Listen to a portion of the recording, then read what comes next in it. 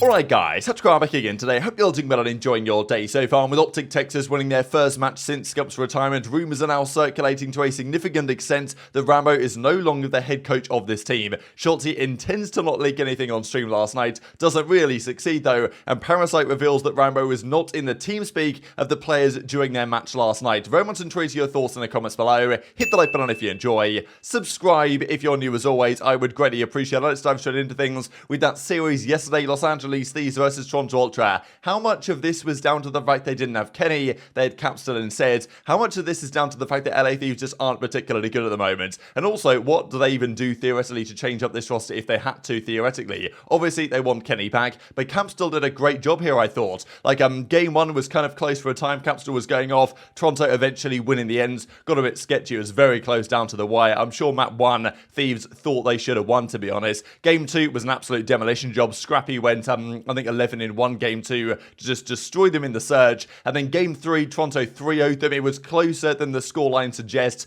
They really should have won this second round, I think, Thieves. Like, they had a 5 versus 13 advantage, but they just couldn't hold off the attacking round from Toronto, and then again probably they should have won round 3. They lost it again, and Capstore individually played very well, I thought, in this series. So he's obviously subbing in for Kenny because Kenny's unfortunately unwell. Octane actually went on stream afterwards to say they got Capstore instead of Dak. Dak was the other guy they were trialing, but they wanted someone who actually had some more CDL experience, just because they don't know how long Kenny's going to be out of the picture for, right? Which I thought was a bit concerning for them, just because I think he was almost implying there that maybe they'd have to use Cap still at the major, depending on how bad Kenny is. So hopefully Kenny can recover quickly, but I think they wanted Cap just so he's actually got some LAN experience, got some CDL experience, so you know, just in case things continue to go bad for the next couple of weeks. But even with Kenny on full form, I still think they were getting fried this series, right? Toronto are just way too good right now, and I mean, yeah, this is even one of the early rounds here in the control where they just got bodied. So yeah, don't know what's going on with Thieves, but of course they had a substitute, so you can't read into it too much. But Cap still individually played well. Do wonder whether, you know, potentially either LA Thieves sign him as a full-time sub, or whether he could decline that and say, you know what, I'm going to wait for another spot in the CDL, because spots might open up if Cap still continues to play like he did last night. And even as Jacob says, super sad to go down 3-0 with how maps 1 and 3 went. And that's the thing, 3-0 defeat actually matters a fair bit here. Not winning a map means that they, you know, in terms of the tiebreaker records and stuff, could go pretty south for Thieves, especially considering they've already lost plenty of series so far, and they are well on their way to what they did this time last year in Stage 2, where they went 0-5 in their qualifier matchups. These were the overall stats here, so Envoy kind of got fried. Capstore, I thought, did a pretty good job. And again, it was probably Standy and Scrappy the standout of the series, but Insight has the highest KD, but he only got 39 kills. He didn't really have to do that much on the map, to be honest, with the way the rest of that team was performing. And as Sky points out right here, right, the fact that this time last year, or at least Stage 2 last season, Thieves went 0-5, ended up winning Champs and Major 4 in very impressive fashion. But I'm really just not sure that's going to happen this time around, and they are struggling severely so far. Yes, they had a sub, but still, to not win a map against Toronto, it was pretty tough to see. Now, wanted to share Scump's thoughts during his watch party on what he saw from Scrappy here, kind of, you know, praising him and saying, well, you know, I really like this guy's energy. He's coming in with the trash talk, but also he was very respectful of his former teammates, right? He was talking about all the guys in challenges that kind of supported him and helped him,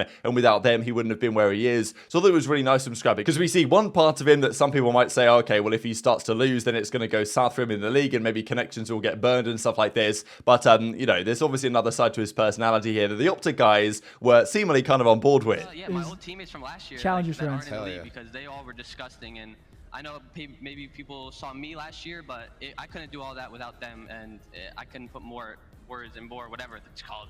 He seems like a good bro, isn't he? He talks a lot of Yeah, so what? But like he's dapping up his teammates from before. He's well spoken. I with him. But that is the mentality that you have to have. Like, you gotta come in, firing, and that's why it's like, I tip it, because like, he came in, he talked to everybody, and that's not easy, because like, if you don't perform, and you're doing that, you're literally gonna just burn yourself. You're gonna burn yourself out of the league. But it goes the other way.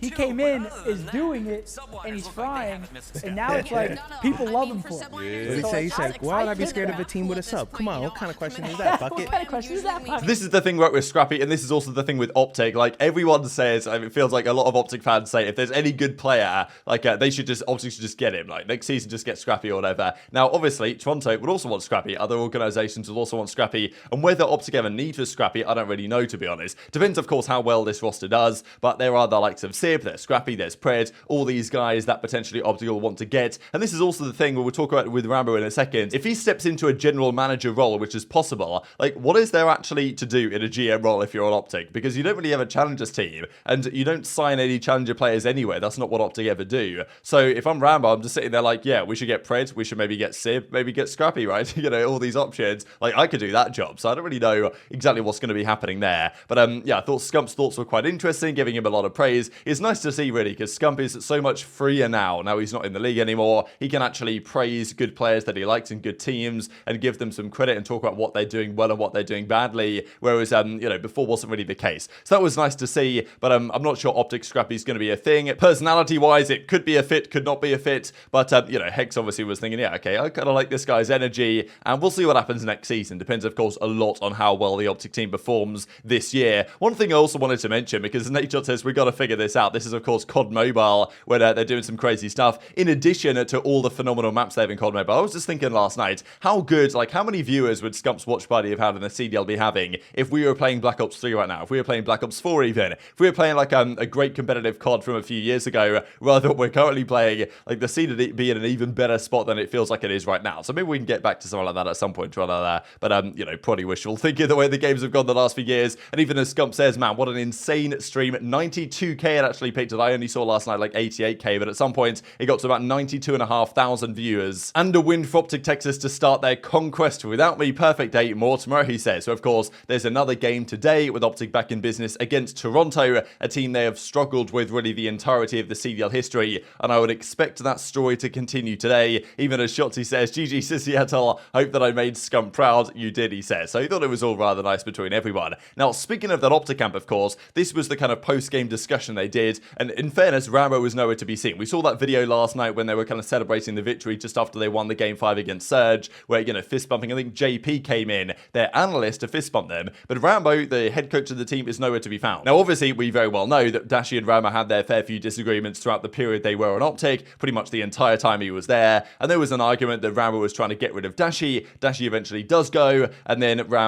Dashy basically explains, airs out all the dirty laundry between himself and Rambo on stream to try and protect his own reputation based on what OpTic said in their podcast when Rambo was on it, and it's been all absolute madness. Scump then retired and said, look, I want to get Dashy back, and obviously Hex agreed to get Dashy back, and maybe part of actually making that work is for Rambo, maybe even just for the time being or whatever, to take a step back from being the head coach of the team, because probably Dashy wouldn't be as happy as he looks and sounded last night if Rambo was there looking over his shoulder the whole time. So I wanted to show a bit here from the flank where Aches asks Shotzzy and to say, look, hey, what's going on with Rambo? Is he back? Is he not back? What's the situation there? And Shotzy's like, look, I can't say anything. I would love to leak it, but I can't say anything until it's announced. It's funny from Shotzzy, right? Like, he never says anything like, I can't comment on this or something. He doesn't say that. He just says something which kind of gives you some indication that something pretty important has happened, but without actually saying it outright this time. He also joked around that they're paying him not to leak anything, which I don't imagine is true, but I still find kind of a hilarious concept. And then Parasite says that from his understanding,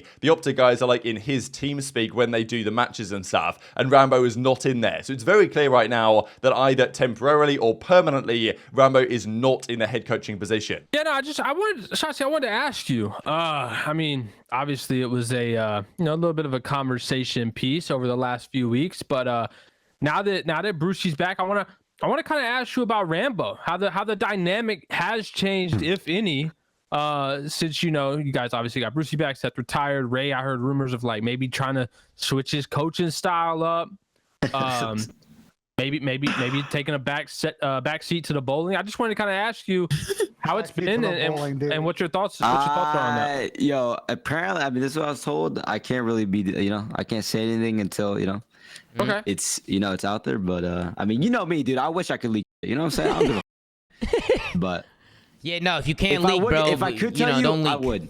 Okay. I already said on stream, bro. Yo, I'm proud of you, bro. What the hell? Hard time. Yo, I thought you were about to just go crazy, just say everything. I get paid now for not leaking, dude. That's how crazy it's gonna be. Wait, no way. For not leaking? Yeah. That's different. Is that what? It's a good gig. It's a good gig. Trust me, Ben. Oh, that pays well, apparently. Yeah, no, it does. I already said it earlier. Did I say it on, Hector's got his camp on lock. He's got the camp on lock. If you already said it, Chris, go ahead.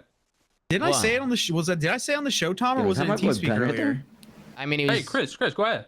Well, but what did you see, Chris? Who are your sources on, you Well, know? man, they're in my TeamSpeak, and Rambo ain't there. What do you mean? Oh, well, I mean, hey, wait, what are you gonna do, bro? Listen, we're not gonna say nothing about that. We're not gonna talk about that until we get an actual source, actual announcement.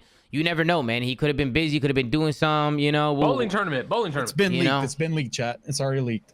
But leaked? I don't know. What I said? I said Rambo is not in your scrims when you play. No, Shotzzy, don't listen to that. You get paid. You get paid. Yeah. It's going through one ear at the other. He doesn't hear anything. So what does this mean for OpTic going forward, right? I mean, Shotzzy said it's not going to get talked about yet, and it's very possible they're waiting for like a process or some sort of other video to announce this, but I don't really understand why, because everyone seems to know now that Rambo's not really there anymore, and as I say, maybe it's a temporary thing. As I mentioned earlier, could he step into a general manager type role for the team? Lots of teams do have GMs, and it's obviously a valuable role in sports, but when you've got a 4-man roster in Call of Duty, your substitute is Seth Scumpy Abner, basically, for this season. Like, you know, what is there really to do as a GM, right? I mean, you're going to scout some players that you know you're going to want to try and target, Pred, Simp, whatever. Maybe you need to scout another potential substitute if the situation was there, but they don't even have a challengers team to manage either. Not really sure what, you know, value is there to be added in that particular role, and also, is JP a good fit for like a full-time head coach? He's more of an analyst. I think he's got some elements of his character that can do that, but he's not really a coaching character, at least from my opinion. So, you know, is there a need if Rambo's now gone to bring in another head coach of the team? Has Rambo been fired, right? Have they chosen Dashy over Rambo? Because I suppose at the end of the day, what was going to be more impactful to their success here? Either, you know, if they had to choose one of Dashy or Rambo, what was going to be more impactful? Probably bringing Dashy back makes more sense in terms of the success of the team.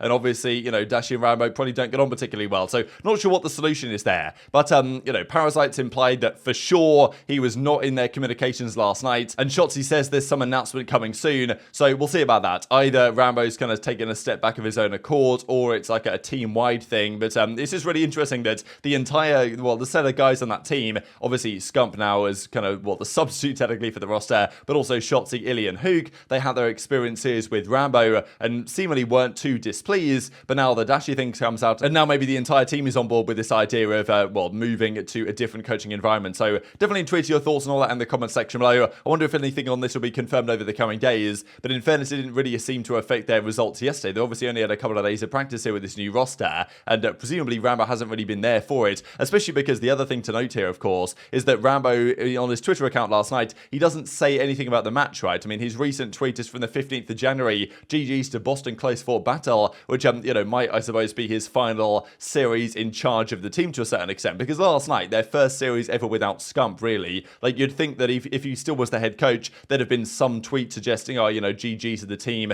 great job, we've been working hard on this, and it, you know, it's paid dividends. And even if you look at his likes here, he likes the tweet last night from Scump, but really nothing else apart from that. So yeah, don't know. Intrigued to your thoughts on that in the comment section below. What's next for Dashy, Rambo, that entire team? Still big questions coming, and as I said the other day, with OpTic, there's always one more twist in the tail of whatever might be happening. Now let's talk about the games for today, because OpTic are in action again. These are, well, a few of these are kind of tough to call. The first one I actually think is the hardest series to call of the day, Boston versus Vegas, because if Vegas are going to win, I think they're going to do it in a game 5. Everyone says Boston are disgusting in scrims right now, which I do believe to be true. If it goes game 5, Vegas should win, but Boston could equally win 3-1. So I really don't know how to call this one, to be honest. It's really tough to say. I might actually just take Boston in this, because I know many people are going to take Vegas, so I might take Boston as a bit of a curveball result, actually. Then we've got Thieves versus London. Man, if Thieves lose this, it's got to be chalked. I mean, London have got a new team here with Paulex and Scraps. I still can't really see them beating Thieves. I feel like Thieves actually played quite well against Toronto with Capsule, all things considered.